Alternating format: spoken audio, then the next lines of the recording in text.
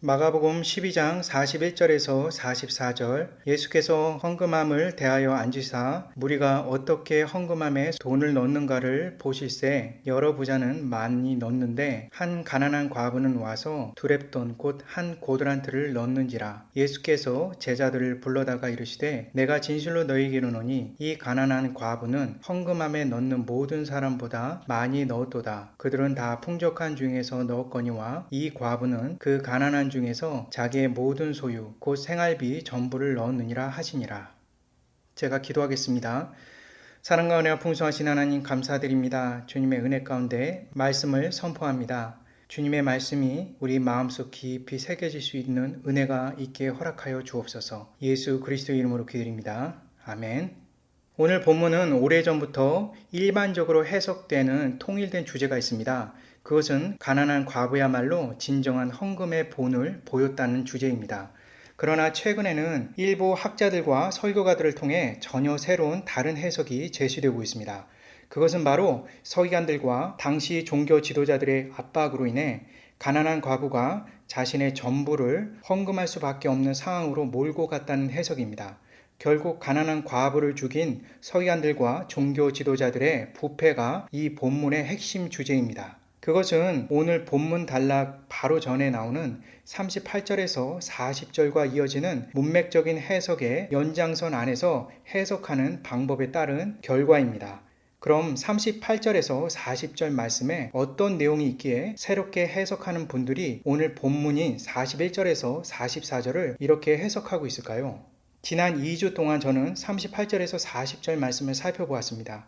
특히 저는 마가복음 11장에서 12장 전체의 내용을 기반으로 38절에서 40절 단락을 살펴보았습니다. 38절에서 40절의 전체 메시지 주제는 서기관들과 다른 예수님의 인격에 대해서 살펴보았습니다. 이때 이 본문에서 예수님의 인격을 드러내시는 방법이 간접적이었습니다. 즉 예수님의 인격을 알기 위해서는 먼저 서기관들의 잘못된 인격을 본문에서 직접적으로 나온 그 내용을 바탕으로 알아야만 합니다. 서기관들은 하나님의 소명을 받은 자로 살아야만 합니다. 그런데 38절에서 40절 본문을 보니 그들은 이 땅의 문화와 세속에 빠져 자신의 영달을 추구하는 인생을 살고 있었음을 보았습니다. 자기 중심적이며 자기 편의적인 삶을 살았기에 자신을 온전히 소진하여 남을 위하여 희생하는 것은 불가능했습니다. 서기관들은 예수님의 지적하신 대로 긴 옷을 입고 다니기를 즐거워하였으며 시장에서 문안받는 것과 회당에서 상석 의자와 잔치집에 상석 자리에 앉는 것을 원했습니다.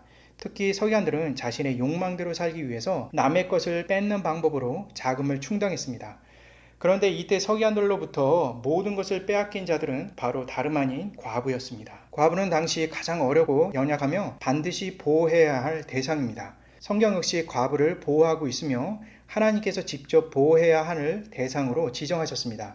서기관들은 하나님께서 금하신 과부와 같이 힘없는 자를 괴롭히고 속여 자신의 욕망과 욕심을 채웠던 것입니다. 이러한 서기관들의 모습을 통해서 정반대되는 모습인 예수님의 모습을 우리는 살펴볼 수 있었습니다. 지난주 말씀을 통해서 저는 그렇게 나누었습니다. 그렇지만 이러한 38절에서 40절 말씀을 잘못 이해할 경우에 단순히 서기관들의 부정적인 평가에만 편중될 수 있습니다. 결과적으로 38절에서 40절 단락의 주제를 서기관들과 종교 지도자들의 악한 모습이 될 수 있는 것입니다. 만일 38절에서 40절 단락의 주제로 서기관들의 이런 악한 모습에 대해서 평가하는 내용이 된다면 이러한 내용의 연장선 안에서 오늘 본문인 앞서 나눈 새로운 해석이 가능하게 될 것입니다. 다시 말해서 새롭게 해석하는 학자들과 설교자들은 이번 본문인 41절에서 44절 주제로 서기관들과 종교 지도자들이 과부의 가산을 삼키려는 구체적인 사례로 주장하게 될 것입니다. 이러한 새로운 해석이 가능한 까닭은 앞에서 나누듯이 단순히 앞 단락이 38절에서 40절 말씀만 볼 경우 서기관의 부패에 초점이 맞춰질 수밖에 없는 것입니다. 이는 마가복음 12장을 전체적인 맥락에서 보지 않는 경우 이러한 새로운 해석이 가능하게 되는 것입니다. 또한 고고학적인 증거 때문에 새로운 해석의 힘을 얻게 되는 부분도 있습니다. 분명 당시 과부가 헌금한 곳은 여인의 뜰입니다. 과부가 성전에 들어갈 수 있는 곳까지가 여인의 뜰이기 때문에 그렇습니다. 그리고 이곳은 모든 곳에 들어가는 통로와 같은 곳이기 때문에 당시 13개의 헝금함이 있었습니다.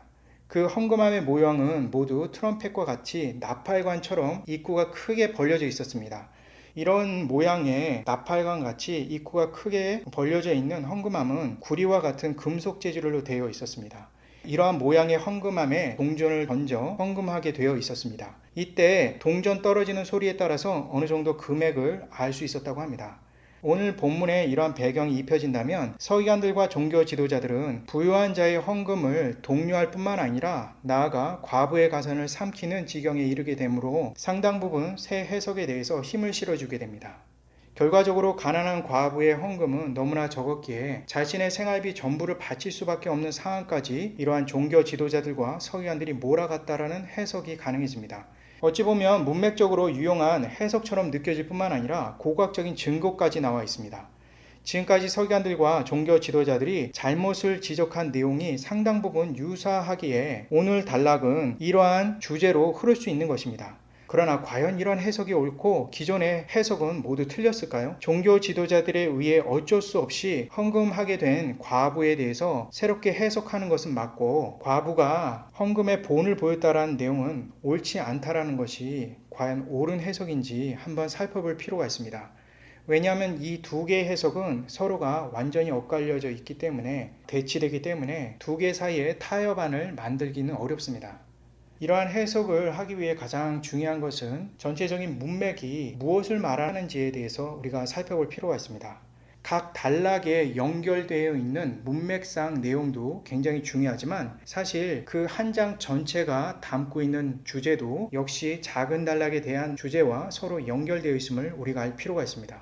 뿐만 아니라 그 장 전체를 차지하고 있는 복음서에는 어떠한 주제가 담겨 있는지도 살펴볼 필요가 있습니다. 현재 이 말씀은 마가복음에 있기 때문에 마가복음 전체는 무슨 내용을 담고 있는지 그리고 이것이 12장 안에 포함되어 있기 때문에 마가복음 12장 안에는 어떤 주제가 있는지를 먼저 살펴볼 필요가 있습니다.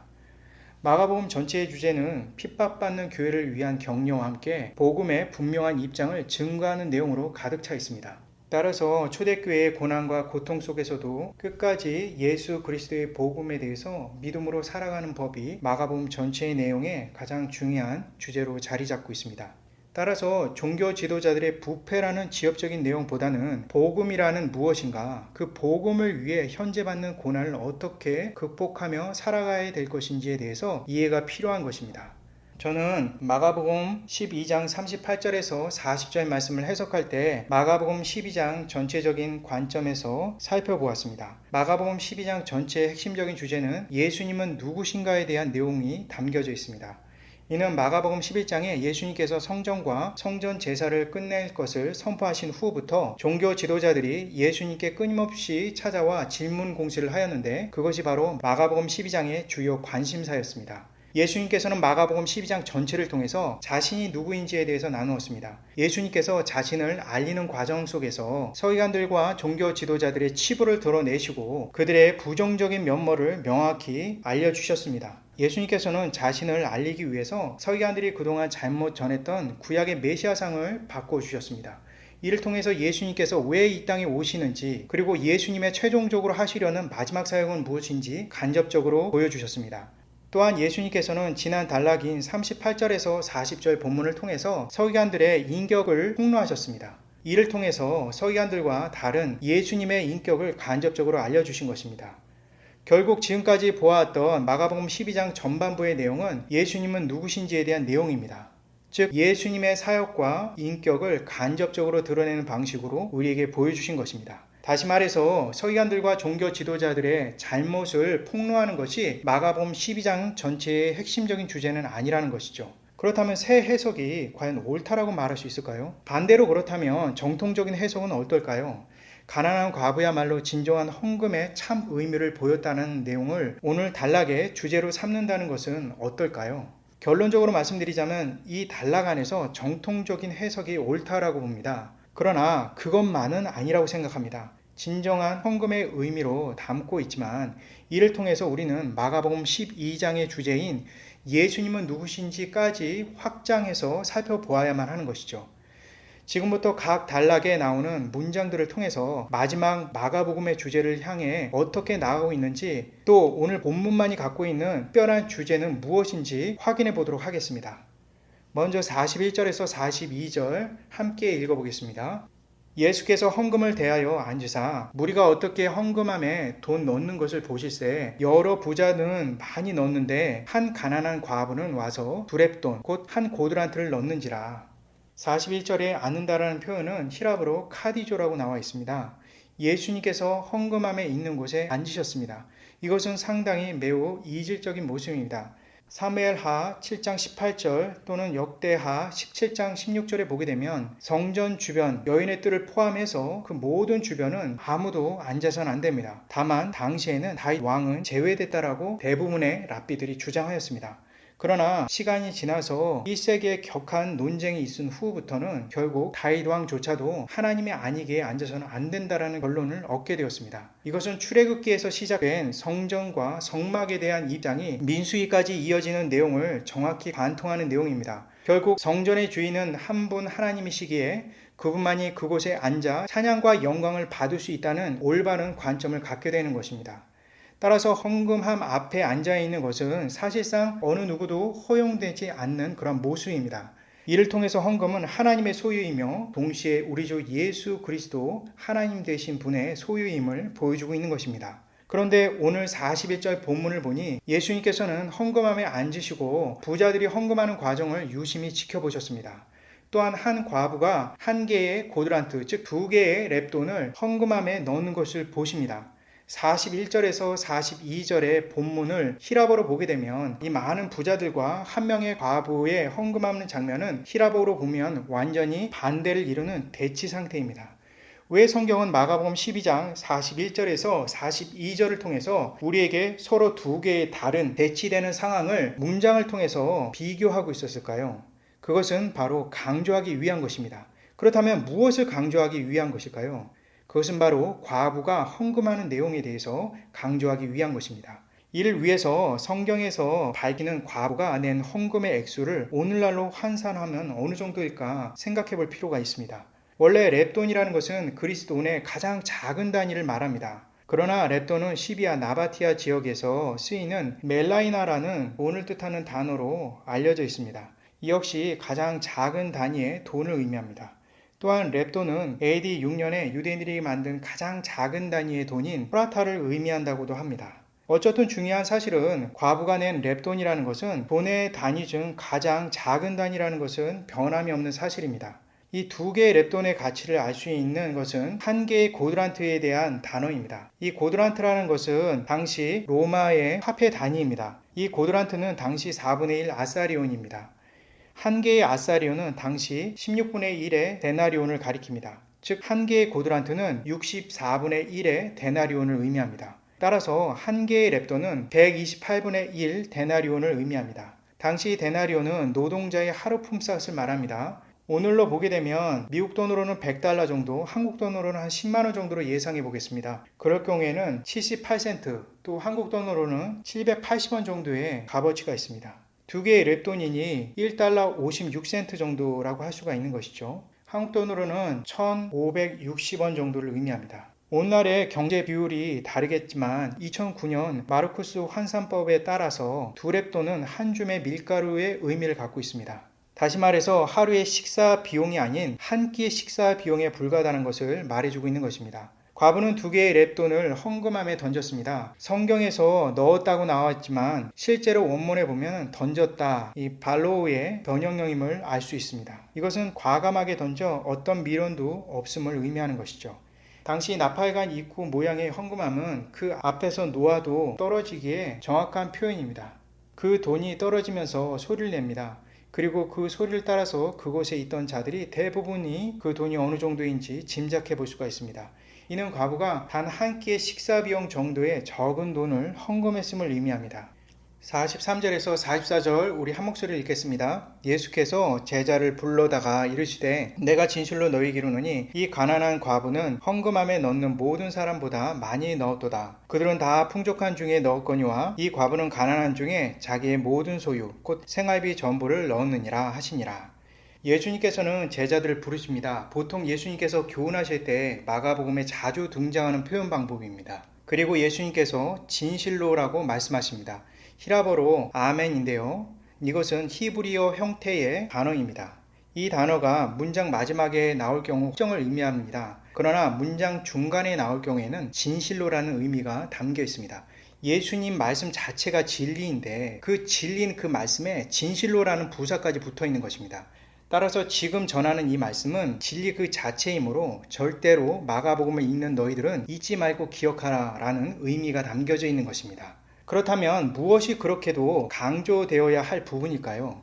1차적으로는 예수님께서 가난한 과부가 모든 자들보다 더 많이 헌금했다라는 그 내용에 무게중심이 실려져 있습니다. 예수님께서는 이미 하나님의 능력으로 과부가 생활비 전부를 냈음을 알고 계셨습니다. 그리고 동시에 그 낸 것은 과부의 참 마음이라는 것을 알고 계셨습니다. 그래서 예수님께서는 과부의 생활비 전부를 낼 때 과부를 칭찬하시며 다른 이들, 즉 부자들과 비교하셨습니다. 왜 비교를 통해서 칭찬하셨을까요? 그것은 예수님께서 이분법적인 진리를 드러내시기 위한 주된 표현입니다. 참과 거짓, 진리와 비진리, 선과 악 등의 진리의 관점에서 정확하게 이분법적으로 나누어 설명하시는 그러한 예수님의 특별한 표현법입니다. 이러한 방법은 단순하지만 머릿속에 확실히 박힙니다. 완전히 잊을 수 없는 기억해야만 하는 그런 내용으로 되는 것입니다. 그리고 문장의 형태로 잘 기억하도록 예수님께서 말씀하십니다.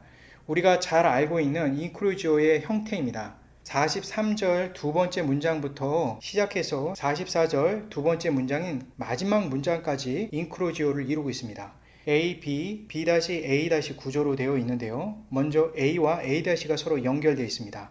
43절 두 번째 문장인 이 가난한 과부는 헌금함에 더 많이 넣었다 라는 내용과 44절인 두 번째 문장인 마지막 절에는 이 과부는 그 가난한 중에 자기 모든 소유 곧 생활비 전부를 드렸다라는 이 내용이 서로 두 개가 연결되어 있습니다. 또한 B와 B- 즉 43절 세 번째 문장에서 보게 되면 모든 사람들이 넣었다라는 그 표현과 44절 첫 번째 문장인 그들은 다 그 풍족한 중에 넣었거니와 서로 연결되어 있습니다. 이렇게 중심부가 짝수로 되어서 A와 A-, B와 B-로 서로 대치하면서 극적인 효과를 누리기 위한 인클로지오 기법이라고 생각이 됩니다. 과부의 헌금이 다른 이들보다 더 확실히 많다라는 것을 대비시켜 칭찬하기 위해서 이러한 인클로지오 기법을 사용하신 것입니다. 예수님께서는 과부에게 이러한 강조를 통해서 칭찬하신 이유가 과연 무엇일까요? 오늘날 잘못 이 말씀을 이용하는 경우가 많습니다. 돈 가진 자들에게 헌금을 독촉하기 위한 방법으로 사용하기도 합니다. 이렇게 적은 돈을 갖고 있는 자들이 자신의 전부를 드리는 헌금을 한다면 당신은 얼마나 더 헌금을 해야 할지에 대해서 이용하는 게 있는 것입니다. 이러한 방법으로 헌금에 대한 교훈을 삼는다면 말씀은 정말 왜곡하게 될 것입니다. 분명 두 개의 랩돈은 너무나 가치 없는 너무나 적은 돈입니다. 그리고 많은 자들, 즉 부자들의 돈은 객관적으로 큰 돈입니다. 그런데 예수님께서 부자들을 포함한 모든 자들의 돈을 전부 합해서 두 개의 랩돈을 지니고 있는 단 한 명의 가난한 과부보다 적다고 말씀하신 것입니다. 객관적인 가치로는 비교할 수 없지만 예수님의 기준으로 한 가난한 과부의 돈이 더 가치가 있음을 보여주고 있는 것입니다. 예수님께서는 돈의 가치가 아닌 돈과 함께 드리는 그의 마음의 가치를 중요하게 여기셨습니다. 마음만 중요한 것이 또한 아닙니다. 어떤 이들은 마음을 드러내면 됐다라는 말을 하는 경우가 있는데 오늘 본문은 예수님께서 그렇게 말씀하지 않으셨음을 주목하고 있는 것입니다. 생활비 전부를 원문으로 해석하게 된다면 생활비는 생명으로 해석될 수가 있습니다. 따라서 과부는 생명의 비용 전체를 드리는 행동에 주목할 필요가 있는 것입니다. 예수님께서는 가난한 마음과 진짜 자신의 생명의 비용까지 포함된 실제 헌금까지도 귀중히 보는 것입니다. 실제로 과부의 행동까지 포함된 것입니다. B에 해당되는 43절 세 번째 문장인 부자들은 헌금을 던졌다라는 내용이 나옵니다. 이것은 히라버 원문에서 봤을 때 그저 그들은 헌금을 했다라고만 나와 있습니다. 부자들은 지금 헌금 넣는 행위에 집중되어 있음을 알 수가 있습니다. D-에 해당되는 44절 두 번째 문장인 부자들은 풍족한 것들 중 하나를 던졌다라는 내용으로 히라오 원문에서 의역할 수가 있습니다. 그저 부자들은 풍족한 것들 중 하나를 던졌을 뿐입니다. 부자들의 헌금은 자신의 전부가 대신 주님께 대한 고백이 없습니다. 그들은 자신의 전체 생활 중에 단 일부만 종교 생활을 하고 있는 것입니다. 자신의 사후 생활을 보장하기 위해서 적금밖에는 되지 않다라는 것을 생각하고 있는 것입니다. 그러나 과부는 전 재산이 주님의 것임을 고백하고 있습니다. 주님께서는 헌금한 자와 돈과 함께 그 마음을 보신 것입니다. 창세기 4장 6절 읽어보겠습니다. 세월이 지난 후 가인은 땅의 소산으로 제물을 삼아 여호와께 드렸고 아벨은 자기의 첫 새끼와 그 기름을 드렸더니 여호와께서 아벨과 그 제물을 받으셨으나 가인과 그 제물은 받지 아니하신지라. 가인이 몹시 분하여 안색이 변하니 여호와께서 가인에게 이르시되 내가 분하여 함은 어찌 됨이며 안식이 변함은 어찌 됨이냐. 하나님께서 아벨의 제물을 받으시고 가인의 제물을 받지 않으신 그 까닭은 무엇일까요? 저는 어렸을 때 주일학교에서 가인은 곡식으로 드렸기 때문이고 아벨은 피의 제사를 드렸기 때문이라고 들었습니다. 하나님께서는 피의 제사를 드렸던 아벨의 것을 받으셨다고 배웠습니다. 신학을 하면서 성경을 연구하다 보니 주님께서 드리는 것이 꼭 동물의 피뿐만 아니라 곡식도 있었다는 것을 알게 되었습니다. 당시 주일학교에서는 속건제와 속죄제 그리고 헌물에 대한 차이를 이해시키지 못했기 때문에 나오는 혼동이라고 생각이 됩니다. 창세기 4장에 나오는 가인과 아벨이 하나님께 드리는 제사는 감사의 제물을 드리는 것과 동일합니다. 그럼 하나님께서 무엇 때문에 가인의 제물을 받지 아니하시고 아벨의 제물을 받게 되었을까요? 그것은 창세기 4장 4절과 5절에 이미 답이 나와 있습니다. 바로 4절에 아벨과 그의 제물을 받으신 하나님에 대한 내용이 있고 또 5절에는 가인과 그의 제물을 받지 않는다라는 하나님께서 말씀하신 내용이 명확히 나와 있습니다.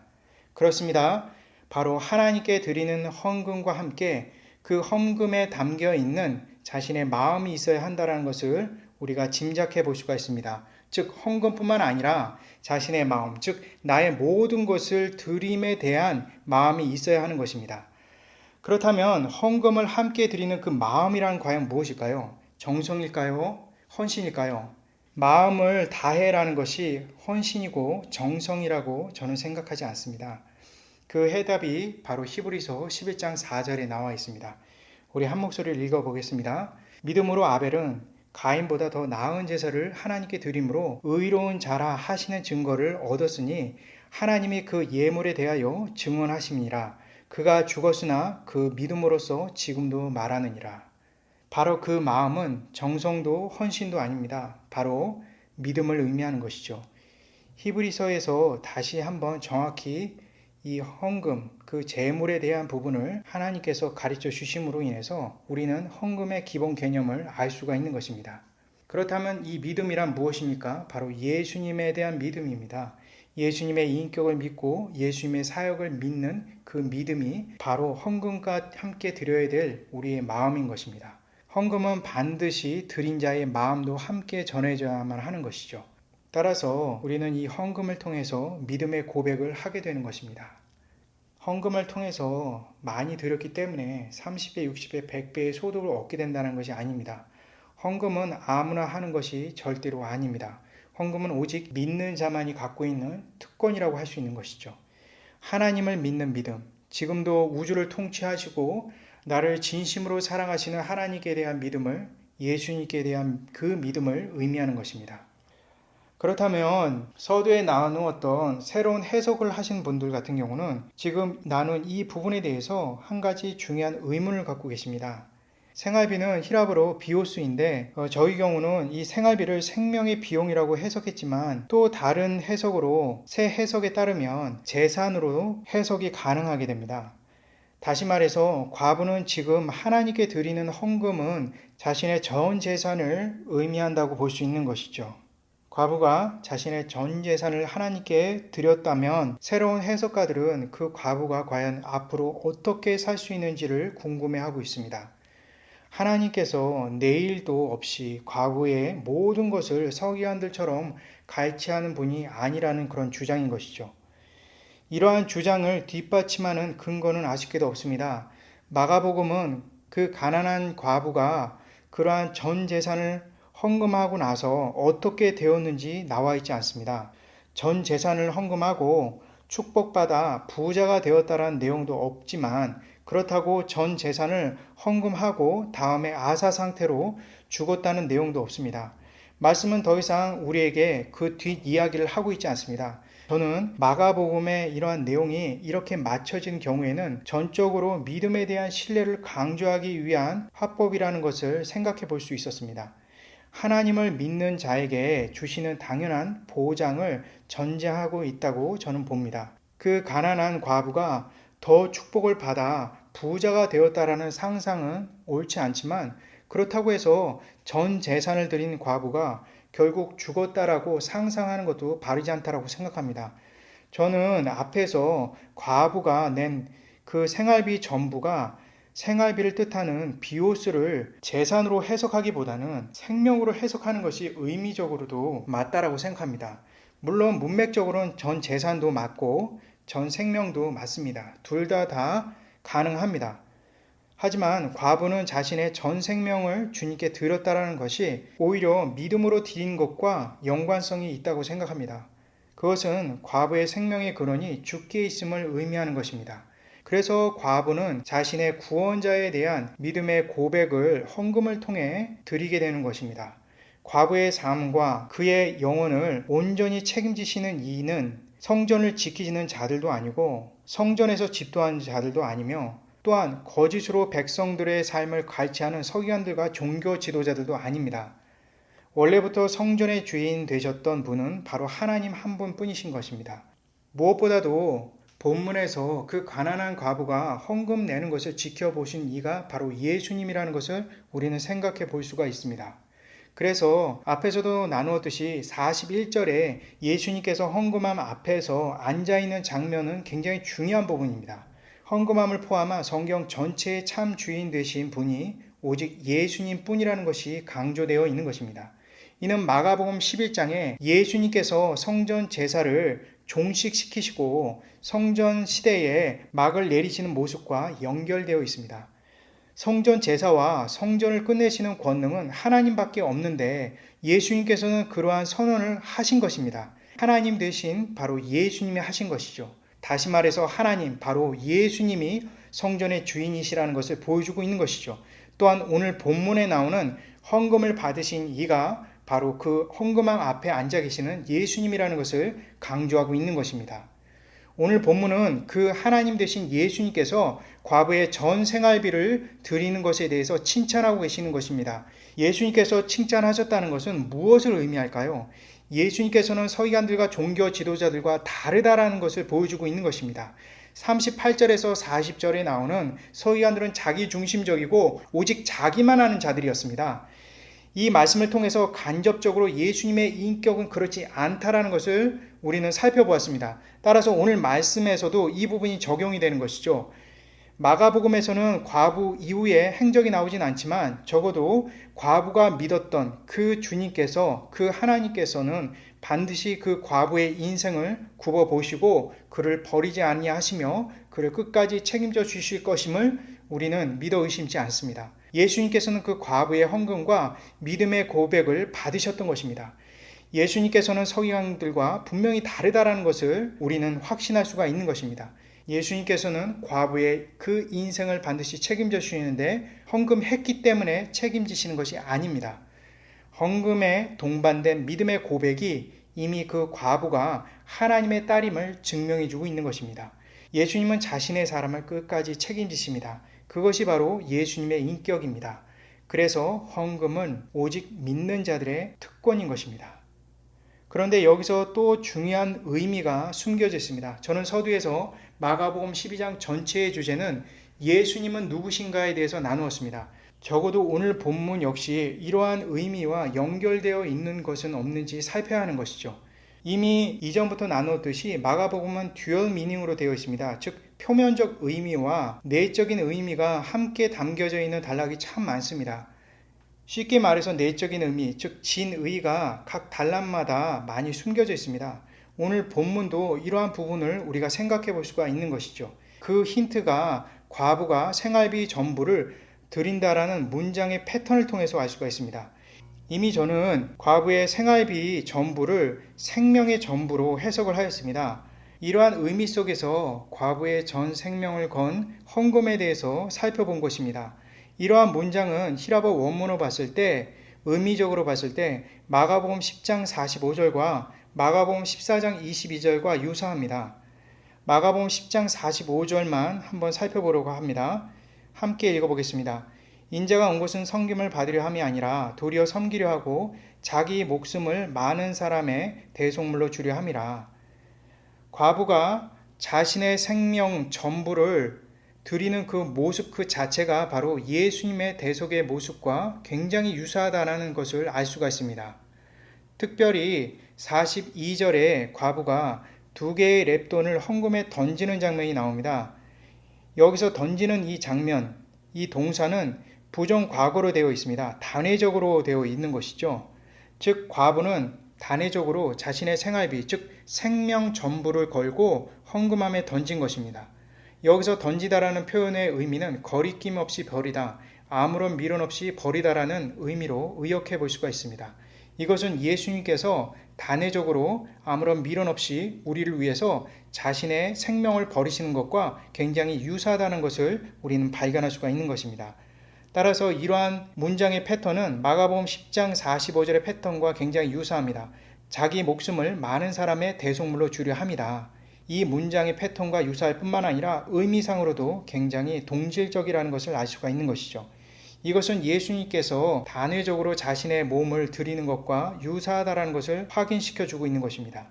이미 서두에서 나눴듯이 마가복음 12장은 예수님이 누구신지에 대한 내용이 전체의 주제로 나와 있습니다. 예수님의 인격과 사역이 무엇인지 밝히는 내용인 것이죠. 따라서 12장 마지막으로 예수님의 대속 사역에 대해 곧 있게 될 일들에 대해서 예수님의 상징으로서 그 가난한 과부가 헌금 드리는 내용을 통해서 정점을 찍고 있는 것입니다. 마가복음 12장 41절에서 44절 역시 바로 그 진의가 예수님의 대속에 대한 내용으로 마치고 있는 것입니다. 말씀을 마치려고 합니다. 저는 오늘 본문인 41절에서 44절의 내용을 따라서 그간 해왔던 정통적인 해석인 과부의 진정한 헌금의 참 의미를 보여주었다라는 내용을 확신하고 있습니다. 하지만 왜 예수님께서 12장 마지막에 이러한 내용으로 마쳤는지 그 이유를 묻는다고 한다면 단순히 헌금에 대한 동료만으로 나누기는 부족하다고 생각이 됩니다. 바로 이 과부의 진정한 헌금을 통해 앞으로 있을 예수님의 대속에 대한 이해를 키우기 위한 중요한 교훈이 마가복음 12장 마지막 단락 안에 담겨 있다는 것을 저는 살펴볼 수가 있었습니다.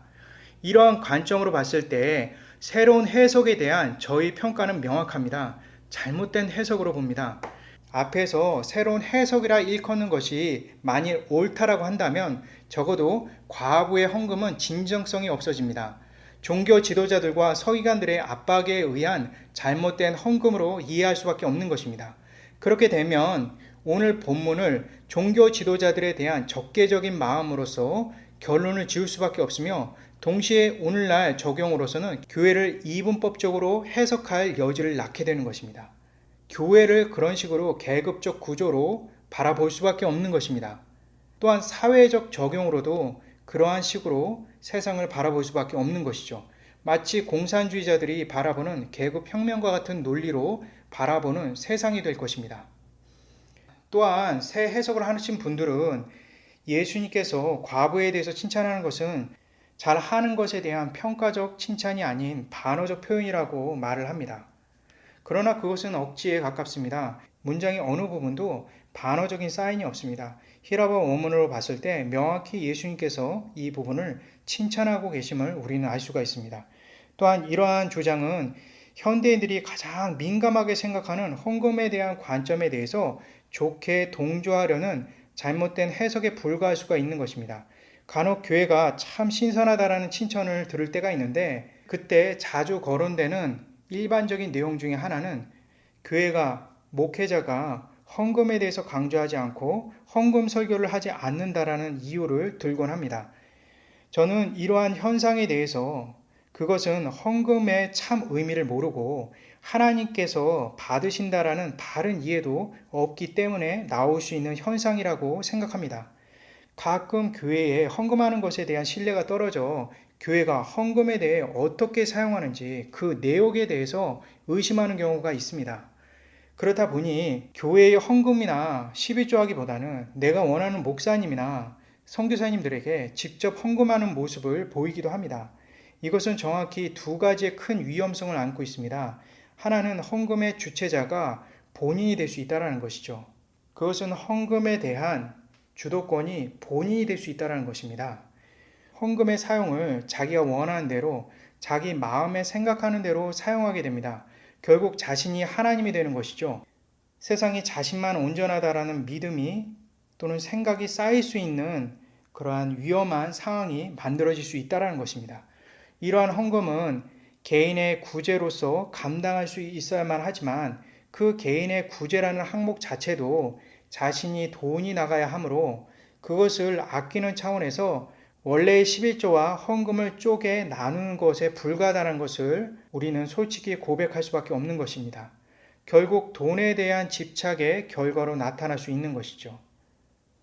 두 번째로는 내가 주님의 절대 주권을 믿지 못하는 경우가 생길 수 있다는 것입니다. 인간의 죄악이 관여되었다 하더라도 모두 하나님의 통치 아래 있음을 믿어야 하는 것입니다. 주님께서 가난하셔서 우리의 돈을 활용하시는 것이 아닙니다. 우리의 돈 한 푼도 쓰지 않으시고 세상을 움직이시고 주님의 모든 계획을 완성하십니다. 그러나 그럼에도 주님께서 우리가 헌금하는 것을 기뻐하시는 이유는 우리의 믿음과 신뢰가 주님께 있다라는 고백을 듣고 싶으신 것입니다. 이러한 헌금 문제가 현대인들에게 민감한 것은 돈이 우리의 우상으로 자리 잡고 있기 때문에 그렇습니다. 하지만 더 마음이 아픈 것은 다른 한편으로는 오늘날 교회가 우리 교회를 포함해서 그만큼 신뢰를 잃었다라는 반증이기도 합니다. 그래서 마음이 참 아픕니다. 그러나 우리가 알아야 하는 것이 있습니다. 교회의 신뢰가 땅에 떨어졌다 하지만 교회의 내부의 문제를 해결하고 개혁해야 하는 것이지 그러한 이유 때문에 그러한 이유를 빌미로 주님께 드리는 믿음의 고백에 대해서 멈춰서는 안 됩니다. 우리가 주님에 대한 신뢰와 믿음은 우리가 가져야 할 중요한 신앙의 지표이기 때문에 그렇습니다. 마지막으로 이렇게 12장을 과부의 헌금, 즉 전 생명의 헌금으로 내용을 마치게 되는 것은 앞서 나눈 내용처럼 예수님의 대속에 대한 간접적인 메시지입니다. 예수님 하면 생각나는 단 하나의 단어는 바로 십자가입니다. 그 십자가가 나를 살리게 되는 것입니다. 그것이 오늘 말씀의 진의입니다. 이 사실을 안 우리가 헌금에 대해서 인식하다는 것은 예수님에 대한 믿음 없음을 고백하는 것입니다. 나의 주님은 나의 푼돈에 의해서 부자가 되시는 분이 아닙니다. 혹여나 우리 교회가 헌금이라는 재정 때문에 유지된다고 생각하시지 마시기 바랍니다.